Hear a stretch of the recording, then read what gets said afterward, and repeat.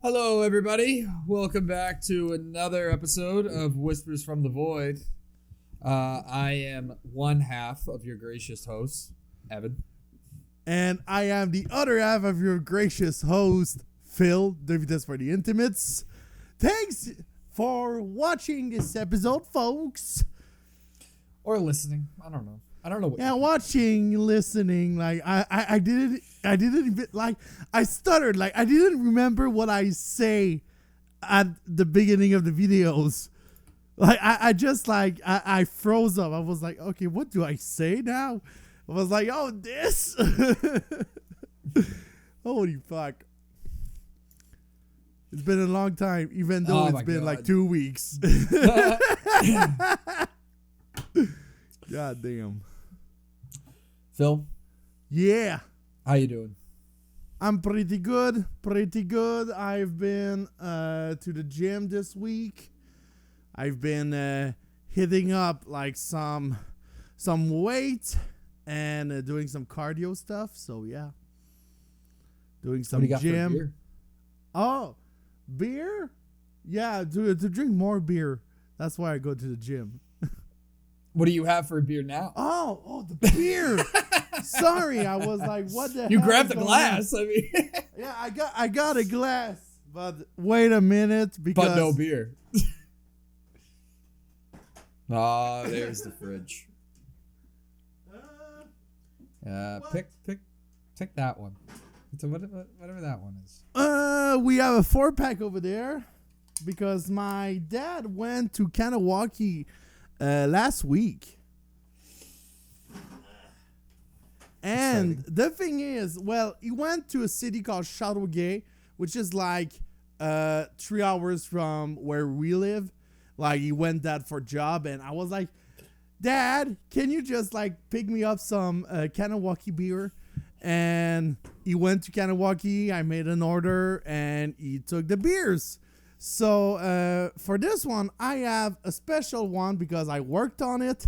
It's the Metal Injection presents Vox&Hops Pit Culture Fighting Giants by Kahnawake and Mutoide from Montreal. So yeah, it's it's IPK and not an IPA. It's a India Pale Kolch, which is like, imagine a fusion between a Kolch and an IPA.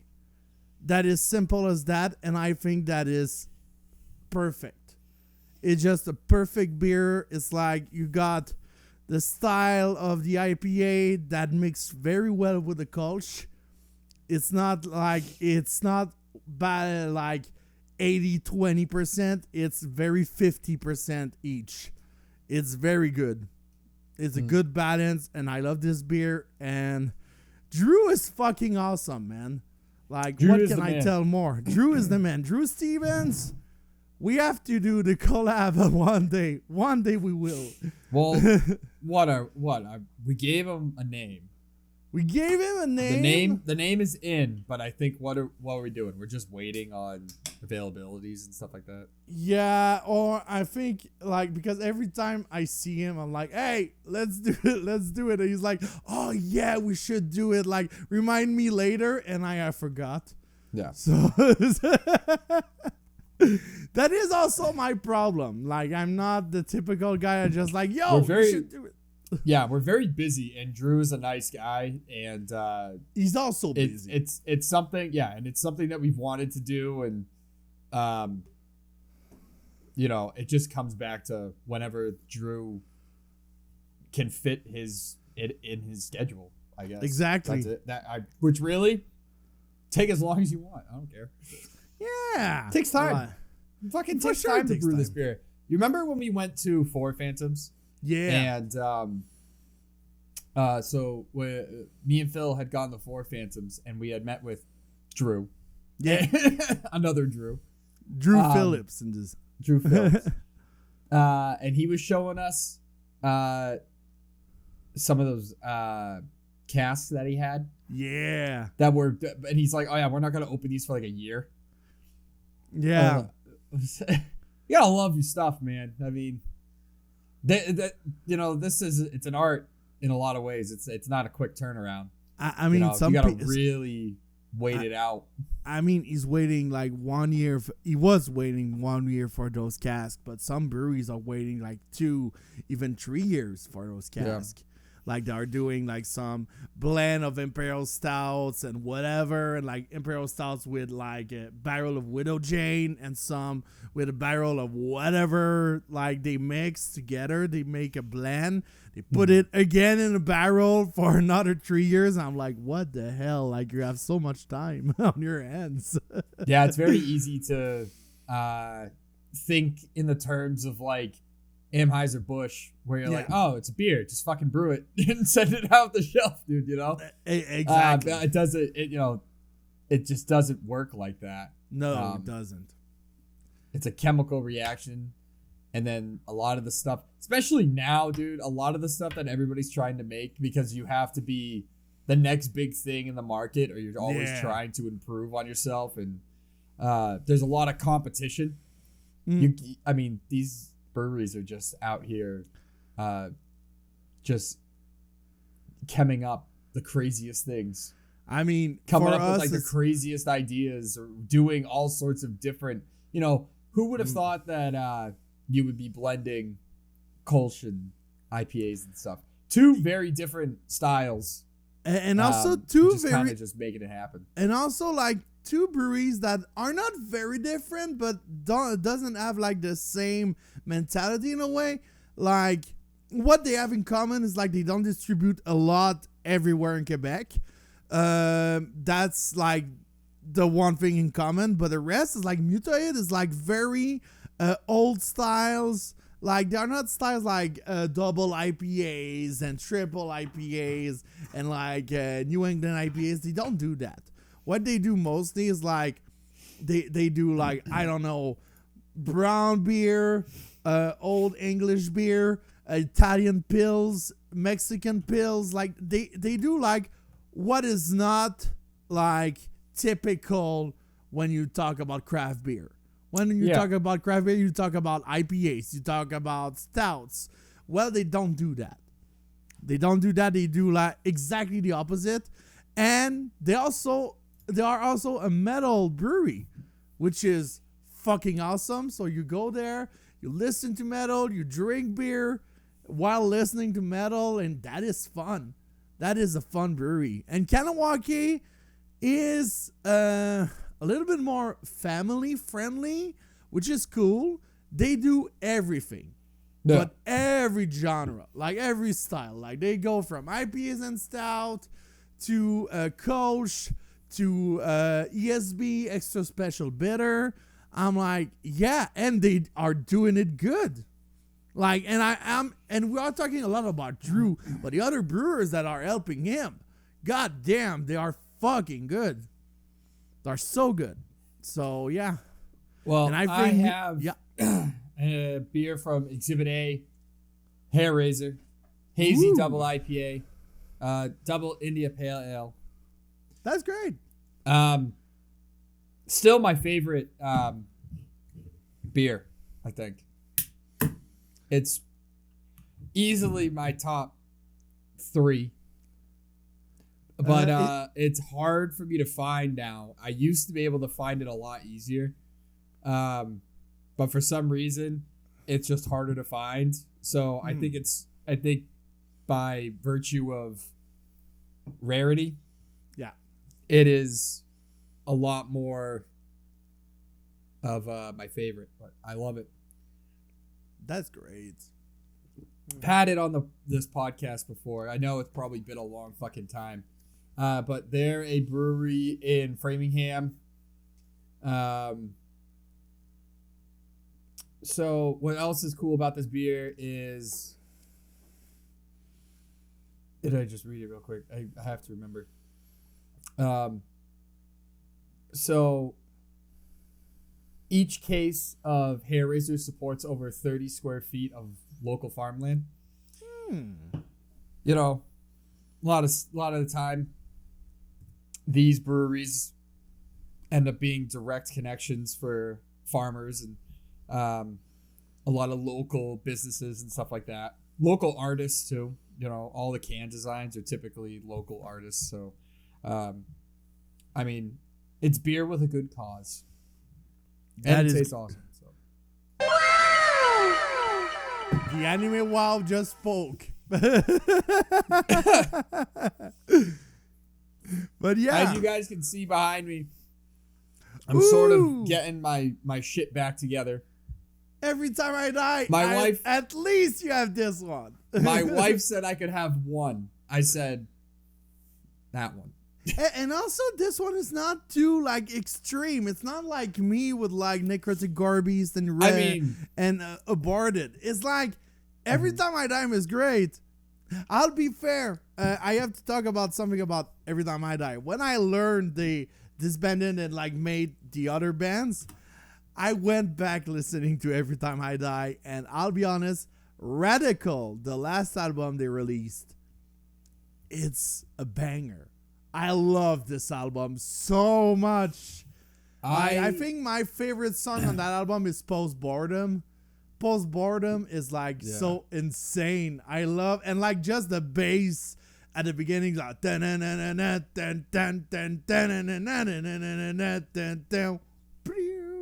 I'm like, wow, it's so good. Yeah, it is an awesome record. Yeah. Every Time I Die was always, they were one of, I guess you could say like my first, like hardcore punk kind of band. I don't listen to a lot of punk like at all.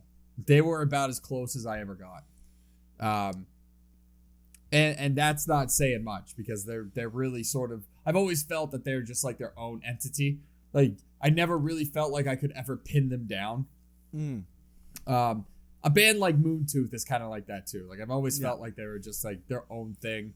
Never really like, they dip their toes in a lot of different things. And so you never really can pin them down. But, oh man, I tell you, I was so crushed when they separated. I mean, I saw the writing on the wall. I think everybody could say that, you know. Yeah. Between the brothers and everything else. You know, it's unfortunate, but what I like about it is it will forever hold up. Yeah. It will forever hold up. You know, and they're sort of out there. The rest of the band minus Keith is still out there making music. With Better Lovers. Because they have, So, you know, there's a version, I would say it's a version of, but it's not the same thing. Oh, it's not. I always felt like Keith's vocals are really one of a kind and just fit everything so well. You know, but it took all those guys. I mean, they went through a lot of drummers. But between, you know, like the guys that had been there from the beginning, you know. I think Better It was Lovers, like Dillinger and this and Every Time were always a staple. Yeah, and it's funny how like you talk about Dillinger and like Dillinger came back, but like just for a reunion show for Calculating Infinity, but with the old singer Dimitri. Yeah, and it's funny how like Ben Weinman is talking about Greg Puciato. He's like, oh yeah, he's just like an hired guy since the beginning. But like everyone were like thinking, oh, Greg Puciato is here for stay like since the beginning. Like Ben was not like thinking about that, and it's just funny that you talk about it. But like I was going to talk about Dillinger in a way because like the Better Lovers is Every Time I Die with Greg Puciato. That's all it is. Yeah. That's all it is. Is it better? In my opinion, no. Is it good? Yes. It's good. Is it better? I prefer Every Time I Die. Compared. I don't know if I could ever say better or worse. It's just its own thing. And that's sort of like the beauty of it.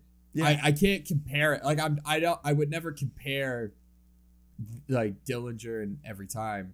Oh, like, I would never. That's a genre like that high beat hardcore punky vibe is always like those bands are very unique. They've always have been. And I think they're not doing the same style also. Yeah, they're not. They're always trying to fucking, as far as like, I will say, as far as like doing something of your own accord and having your own style and basically playing whatever the fuck you want. I don't think there's bands that do it any better than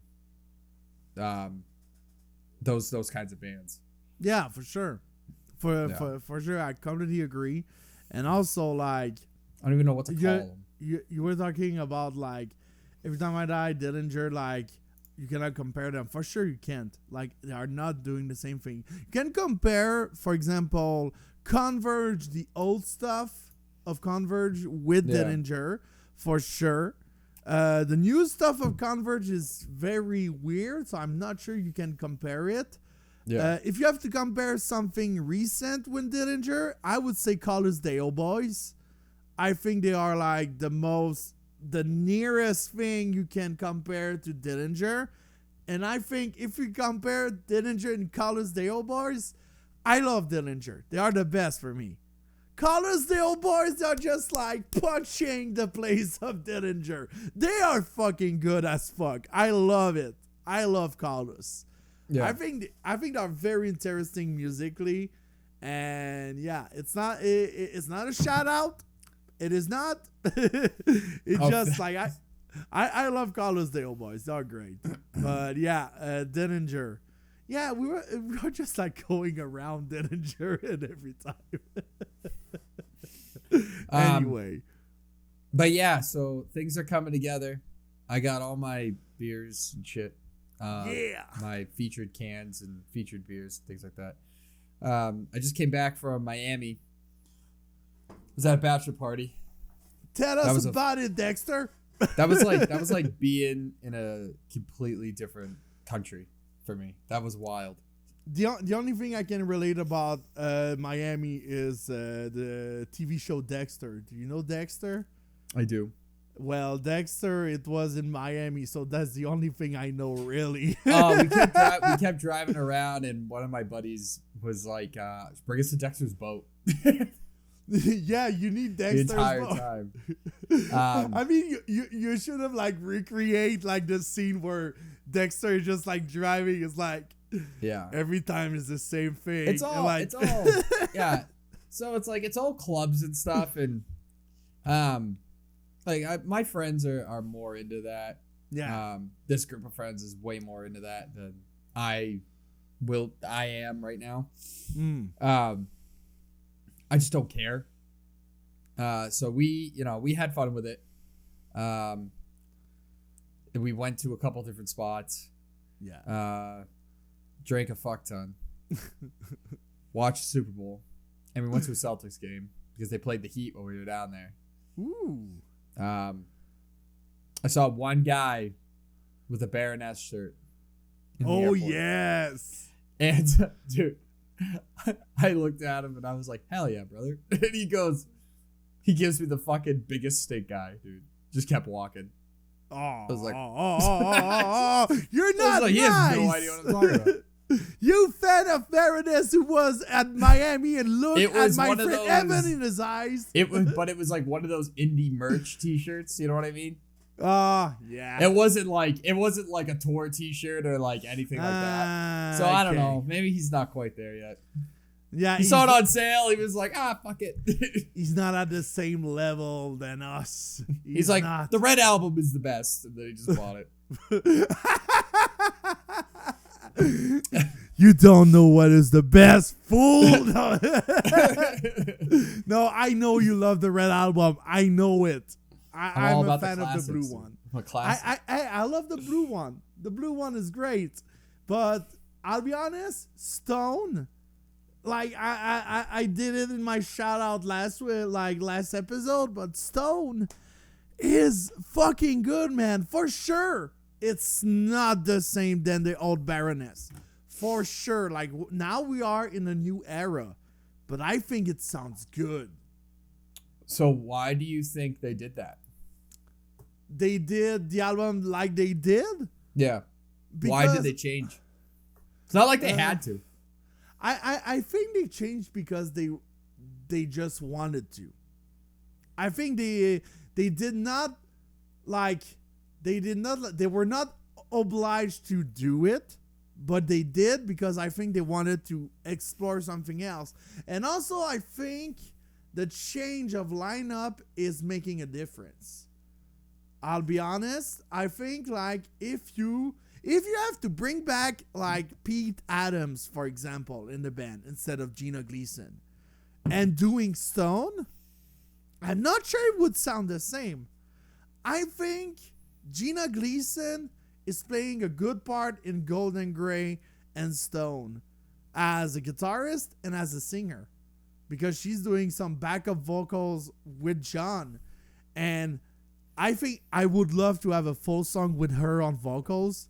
I would love it because I think she got a good singing voice and I think we could use it. But coming back on the topic that Baroness, why they changed, I think it just happened like this. I think since they changed like from the first guitarist to Pete Adams, they started to change a bit. I think the biggest change went from Blue record to Yellow and Green. I think the change in the sound is like night and day. You compare Blue to Yellow and Green, it's like it's not the same Baroness. Mm-hmm. And I know a lot of people that are like, I fucking love Red and Blue, but Red and Blue, but Yellow and Green, they suck. It's not the best. Like it's the worst that they release. I'm like, whoa, chill out, dude. I think it's very interesting albums, and they are fucking good. For sure, it's not the same. For sure, but they are fucking great. Purple, I think is like the album they were like, yo, let's do a rock album. Let's do rock. Purple was their Earth Rocker. Yeah. You know what I mean? Yeah. Earth Rocker being the album from Clutch that put them in like their mainstream, I guess you could say. Exactly. For a long time, like a band like Baroness and then like Clutch especially, they were very under the radar, underground. They were local shows, supporters, that kind of deal. And then Purple happened, and fucking suddenly they were headliners and going fucking like consistent headliners going all over the place. Yeah, exactly. It's like you said, their Earth Rocker, or like I would have said their Black Album, and not really, because I think after that they did not release Worst Album. I think they released something different. They just did something different, and some people have problem to accept it. It's not the same Baroness anymore, and I think you have to accept it. And if you don't want to listen to those albums, well, go listen to the old one. It's not like they are disappearing or whatever. They are not disappearing. Those albums are still available. Those albums are still in circulation if you want to have the vinyl, and if you want to have anything else from Baroness, they are still there. They are not like gone forever. It's just that Baroness is doing something else. And I'll be fair, I will be a defender of Golden Grey from heart, from my soul. I think Golden Grey is great, but I think Stone is better than Golden Grey. I think Stone is like the evolution of Golden Grey. You know what I mean? It's like they try to sound in Golden Grey, and in Stone, I think they just like polish it. I think that's Stone is. They are polishing the stone. Okay, that sucks. Good job landing that plane. But yeah, no, they were polishing the stone, and it's just like, yeah, I think Stone, even even though like some people could say, yeah, but like you go to Beneath the Rose and then there's like 2 songs that are following up. What the fuck is this? I'm like, no, I think it sounds good. It sounds fucking good. I think the follow-up of those songs is just like making a big, huge song. And I think it sounds great. And after that, like, there's other songs. There's like Shine, which is one of my favorite songs on the album. Shine is just like, it's a little bit an old Baroness song with Golden Grey influence. That's what Shine is. Mm-hmm. And also they are still trying to do things different. Like Beneath the Rose, the vocals of John on that song, they are very different. He's not like singing, just like talking a little bit over, like talking, not screaming, but like very talking. I'm like, that's interesting. I was like, yeah, they found something different to do. And that's what I love about Baroness. Like, they always try to do something different, and they're not staying on their laurels and be like, yo, we are doing the same thing over and over now. That's what I think. Well, this guy that I saw in Miami was not having my appreciation. Anyway, yeah. continue your trip to Miami. Sorry, I was. There's not. I mean, you're talking about just about a bunch of drunk idiots at a bachelor party. There's really not much to talk about. It is so out of my close friend group. This is my second to last. The last 2 weddings are this year. Okay. April and August. Oh. I cannot wait for this time of my life to be over. Okay, so April and August this year, there's 2 weddings or 2 bachelor parties? No, there's two weddings. 2 weddings? Yeah. Right. One of my friends she's getting married in August, and then my buddy that we just went for he's getting married in April. So Great. It will be I am just so ready for the wedding part of my life to be over. Yeah, for sure. I'll be honest, I've never been to a wedding. Like I did some wedding. I did some wedding when I was working back in the day for a little company for events and all, like doing the audiovisual stuff. And I did some weddings. I did them, but I've never been as like assisting to a wedding and be like, yo, I'm the friend of this guy who was getting married. Like I've never done that. Yeah. As I've gotten older, I have grown to appreciate just simple interactions with people I actually want to talk to. Yeah. Weddings to me are just very like, look at, it's in the fucking, it's the whole point of it. It's like, look at us, celebrate us, look how awesome we are. Yeah. And it's not that, nobody's awesome. It's not that, but it's just, I just like don't care. Mm. I mean, yeah, like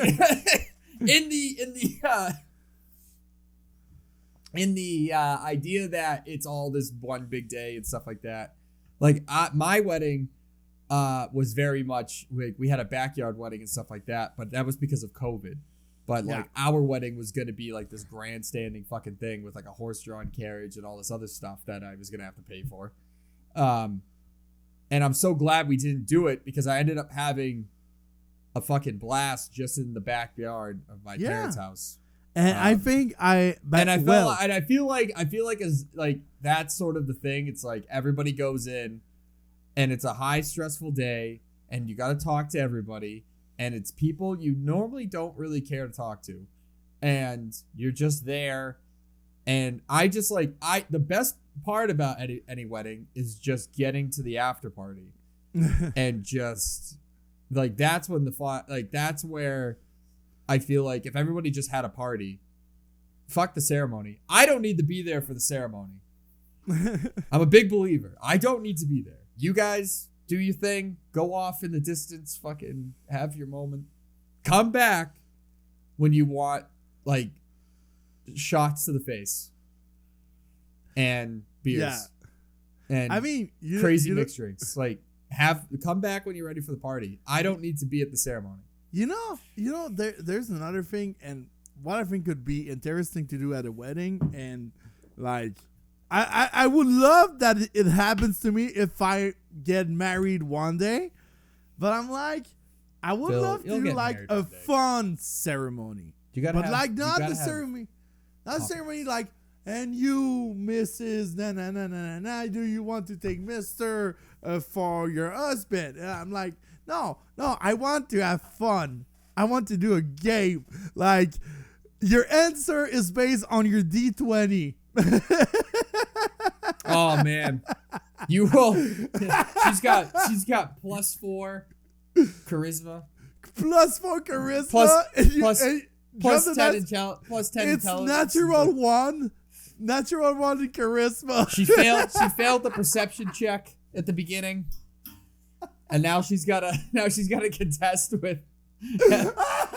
Now she's got to contest with like a fucking puddle on her way to the altar or something.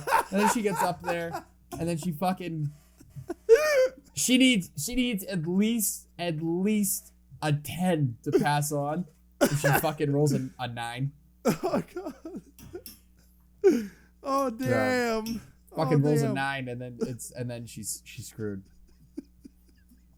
But yeah, no, but like we could do just some game for the ceremony, not the D20 though, because the D20 can be rough.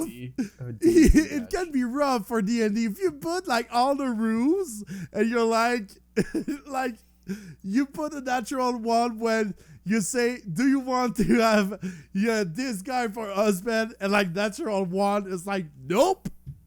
And I piss roll on a your nat grave. 1 and you get fucked. Yeah, if you roll a nat 1, no. No, I actually hate him. I actually hate him. No, like I was pissing on his bed this morning. God damn. But yeah.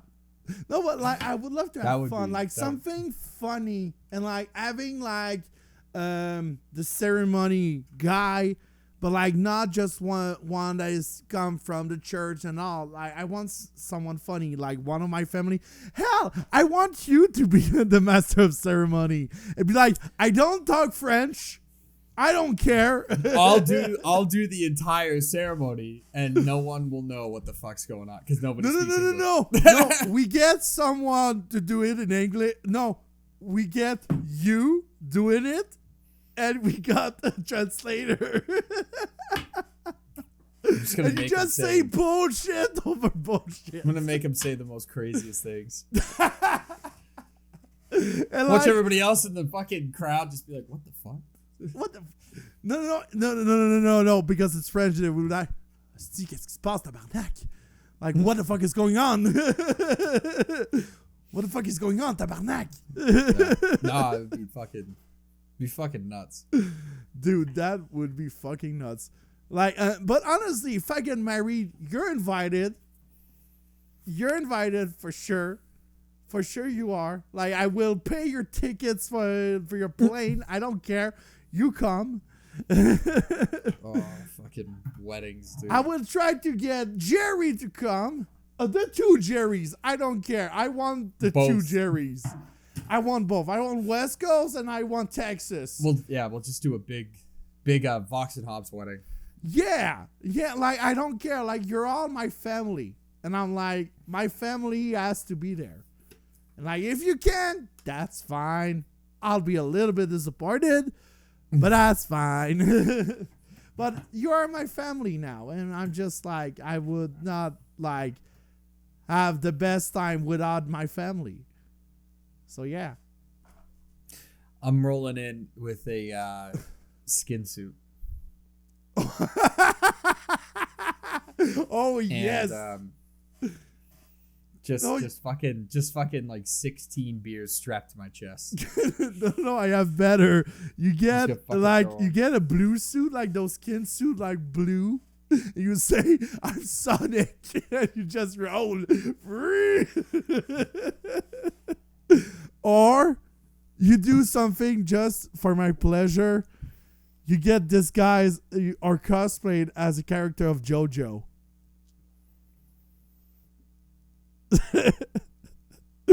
Wow, that would be. You get a wig, you do Dio, and you get a wig. So ha ha. Yeah, I would. Yeah, I don't know. I'd have to really look into that one.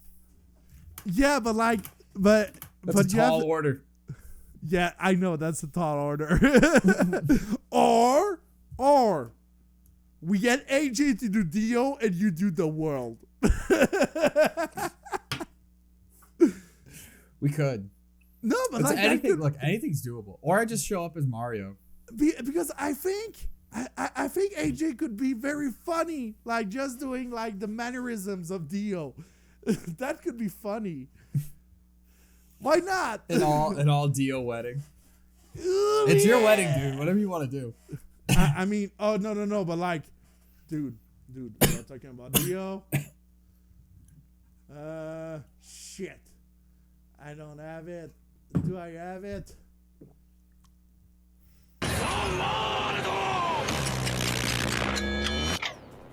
And you stop time, and she goes in the crowd, mixing something, and comes back after 5 seconds. After 5 seconds, and it's shit. Oh yeah. And time resume. Or you do Joseph.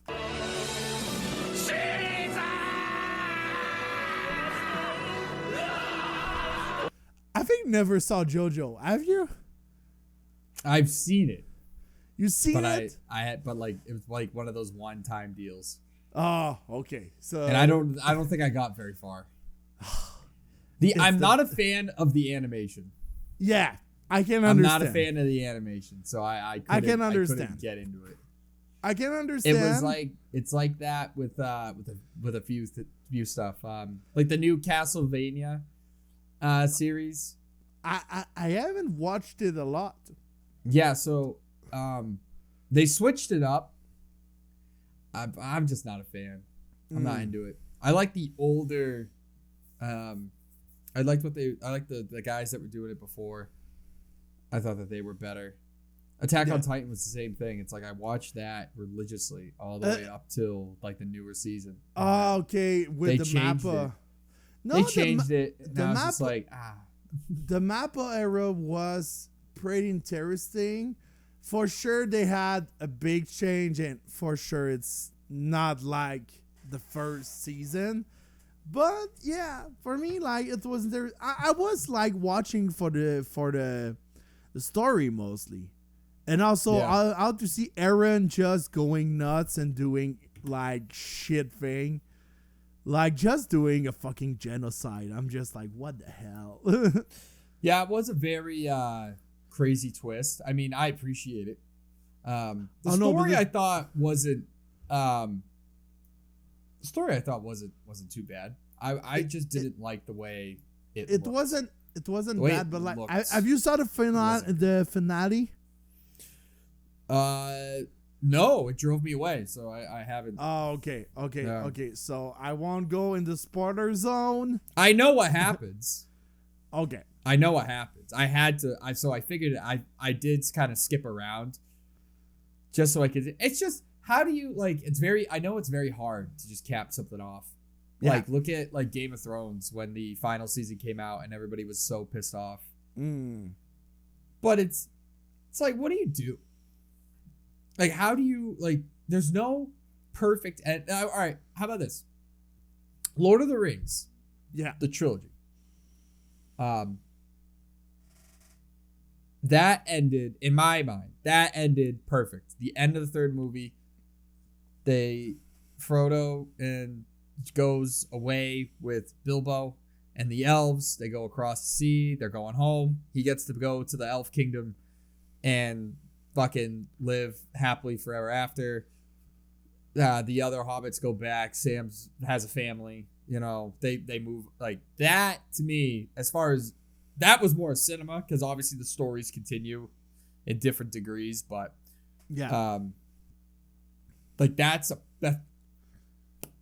There you go. Even though the third movie was by far the least good. Yeah. I mean, it did its job. So, I was pretty happy with that. I think that is about as close as I'll ever think about being a perfect ending, I guess. I'm sure there's other things that I'm missing. But yeah, that's about as close as it gets for me. Interesting. I was going to say it, but like if I say it, a lot of people will hate me. Beginning by you. Nobody listens to us. Yeah, but you listen to me. All right, say it. Go ahead. I'll judge you. You want to judge? I'll judge you. Yeah, you can judge me. I just watched the first, and also I watched it like maybe half of it of Lord of the Rings. The Fellowship? The Fellowship of the Ring. I watched it and I was a little bit bored. Oh, well, that's because you're older. Yeah, but like Dude. Even when I was younger, I never watched it. It is the pinnacle of like fantasy world. Fucking, I have a hard time finding a more like poster child style, place, characters, everything. Thought Tolkien fucking nailed this thing when he did it. Obviously, so like I've read the books. Yeah. And the books are even better. Obviously, that's how most things are when you do a book to movie rate comparison. Mostly, yeah. But I think that the cinema does a great job too. I won't watch anything but the extended versions because the extended versions have more like little details that sort of help bring it together. Just like how the story did. So it's a very unique thing. I loved it. I was a big Lord of the Rings nerd, big Star Wars nerd growing up. Yeah. And I saw Lord of the Rings. I saw The Fellowship. Because that came out in around 2000. 2001, I think. So I saw it when I was, let's see, I was 6. I was 6. Yeah. So I think that what had happened was the second movie or the third movie was coming out, and my parents got it all on Blu-ray. Got like the 3-pack on Blu-ray. Blu-ray was out in 2003? Yeah, I think so. Wasn't it a DVD? Yeah, Blu-ray DVD. I think. They had it on DVD.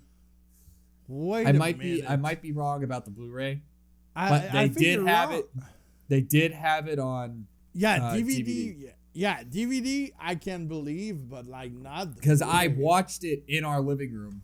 It was a whole family thing, and all 4 of me, like me and my brothers, we all fucking just fell right in love. Loved it. Loved it. Blu-ray. Wait a minute. I will put it in English because I'm a French dude. Blu-ray. No. It was invented and developed in 2005. And it was released worldwide in 2006. So, yeah, it was a little bit after the DVD. So, like, you watched it on DVD. Yeah. Yeah, because, like, I did get it on Blu-ray, though. but that was obviously later. I remember like we moved, me and my family in Pont Rouge, like around Quebec, because we're coming from Gaspésie, which is like far east, and we moved in 2003, and like I think a couple months after the move, we bought a DVD, and I think we saw the first DVD we watched on the DVD player was Pirate of the Caribbean, the first one. It was the first movie that we watched on it, because before it was VHS, and like the first we watched was, if I remember, it was that, and also Garfield movie, because I was a big fan of Garfield. I remember when that Garfield movie came out. I've seen it. We don't have the same like the same reference, because like I was watching it in French, and the French, Quebec French, and the voice of Garfield was a comedian from Quebec. It's called Patrick Huard, and that guy was doing fucking well the voice of Garfield. I was like, that's perfect. I love this comedian. Was it like Bill Murray was doing this the voice of Garfield in English? I have no idea. I think it was Bill. I was not I can't remember. I watched it once. I do know I watched it. I think I saw it in theaters. I saw it a couple of times on DVD. Like I was on the computer of my parents, and I was like, I want to watch Garfield. Well, dude, like, but yeah, just like watching Lord of the Rings, watching those original Star Wars movies was like another one. I mean, those were like pinnacle movies, you know, and like, you know, they were good. And you know it was generational, because obviously they've tried to just recreate that feeling. Yeah. Ever since. And it's like they'll never you can't catch that in a bottle again. For sure. It was just dude, one of a kind. And I remember specifically watching it, thinking to myself, like, this is the fucking balls. This is the freaking best, dude. I agree with you. Like, those movies change a lot in the movie world, the cinema world. They change a lot of things, and same thing with Star Wars back then. But like, they changed so much. It's just like medieval fantasy, as I love it. I'm not the biggest fan of the movie and TV show of the same genre. That is weird. That's a weird paradox, because like I love it, but I hate it when someone is doing it. I'm just like, I feel it's wrong. I feel it wrong. I'm just like, yeah, that's weird. I don't know why. Don't ask. Don't ask me. I don't know why. I feel a little bit like, yeah. Could be better. I don't know why. Don't ask me. But I love Star Wars. Star Wars is great. I'm a big fan of Star Wars. The old trilogy is the best. Yeah. And yeah. Well, what do you say, Phil? What do you got? What do you got for a band? What do you got for a shout out here, kid? Shout out time!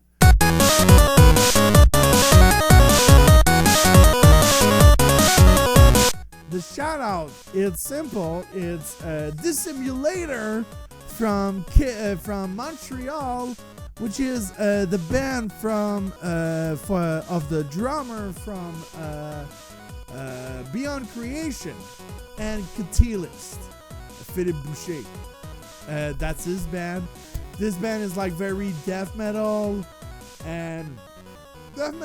technical, talking about robots and shit. And they release a Lower Form Resistance, I think in January. January 2024, through $20 Spin. It's a new band on the roster of $20 Spin. Dissimulator, I just listened to it 2 times today. It's so good. And also, like, it's death metal. There's some trashy vibe that I love, some thrash metal vibe that I love. And there's also some cynic and death moment, like with the vocoder. Not the death, but like more cynic and obscura moments. They use the vocoder to do some wacky shit with the vocals. I love it. Personally, I fucking love it. So, Dissimulator, Low Reform Resistance. Go listen to that, peeps. Mine is gonna be Harmageddon. Dystopian Dreams came out on Spark Records in November. Yeah, Spark Records. Good stuff.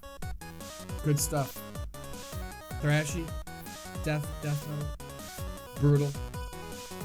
Everything you want. All nice little package. Low follower bands, you know, I'm a big fan of shouting out up and coming low follower bands. I think are sick. We all should be. For sure. The mainstreamers don't need our help. Nope. They already know they're good. These little guys, they need a nice pat on the tush. Yeah, we go. need it. We need it. So go listen to Armageddon. Go listen to Dissimulator. And yeah.